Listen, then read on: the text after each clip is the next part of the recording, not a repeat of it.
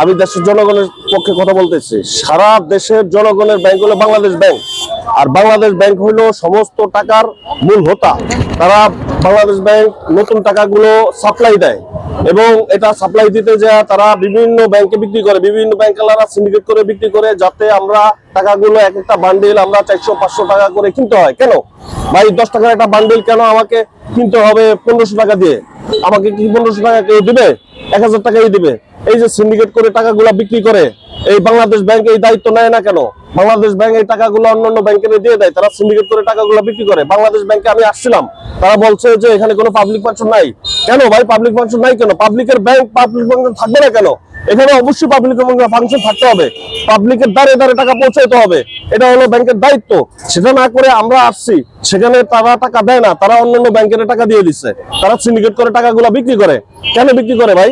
আমাদের দেশে এই টাকাগুলো আবার এই টাকাগুলো বেশি দাম দিয়ে বিক্রি করতে হয় করে। আমি আজকে নতুন টাকার জন্য আসছি, বাংলাদেশ ব্যাংক আমাকে টাকা দেয়নি, আমাকে অন্যান্য ব্যাংকের কাছে পাঠায়। অন্যান্য ব্যাংক টাকা দেন নাই? হ্যাঁ, আপনি জিজ্ঞেস করেন না কেন দিবেন না?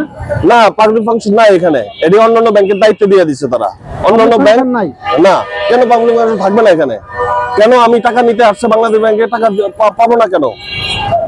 আমি টাকা চেঞ্জ করতে পারবো না কেন বাংলাদেশ ব্যাংকে? বাংলাদেশ ব্যাংকের কাজ কি?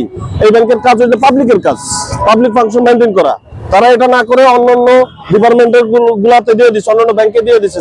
এই ব্যাংকগুলো হলো সিন্ডিকেট করে পাবলিকের হয়রানি করে, পাবলিক থেকে টাকা কাটে, তারপরে হলো ইয়ে করে। তাহলে পাবলিক এখনো বাংলাদেশ এখনো স্বচ্ছ হয় না। বাংলাদেশ দুর্নীতির সর্বোচ্চ হোতা হলো বাংলাদেশ ব্যাংক। যতদিন পর্যন্ত ফেয়ার না হবে, পাবলিকের ফাংশন কাজ না করবে, পাবলিকে টাকা না দিবে, দেশের দুর্নীতি কমবে না, দেশের রাহাজানি কমবে না, দেশের চুরি চামারি লুট এগুলো চলতেই থাকবে। বাংলাদেশ ব্যাংকে কেন পাবলিক ফাংশন থাকবে না? সারা বাংলাদেশ পাবলিকের ব্যাংক হলো বাংলাদেশ ব্যাংক, এখানে কেন পাবলিক ফাংশন থাকবে না? এখন আপনি এতগুলো ডিপার্টমেন্ট, এতগুলো ভবন, জাতির উদ্দেশ্যে কি বলতে চান? আমি একটা কথাই বলতে চাই, সারা দেশের জনগণ এই বিষয়টা নিয়ে কথা বলা উচিত। এবং বাংলাদেশ ব্যাংকের যারা কর্মরত আছে, যারা বড় বড় দায়িত্বে আছে, তারা কেন এখানে বাংলাদেশ ব্যাংকের টাকা পাবলিক ফাংশনে দেয় না? তারা কেন সিন্ডিকেট করে টাকাগুলো বিক্রি করে?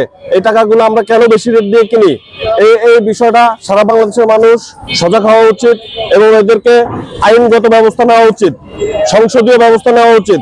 কেন বাংলাদেশ ব্যাংক মনগড়ামি তারা তাদের দায়িত্ব এড়িয়ে অন্যান্য ব্যাংকের কাছে বিক্রি করে দেয় টাকাগুলো, আর এই টাকাগুলো সিন্ডিকেট করে পাবলিকের কাছে বিক্রি করে?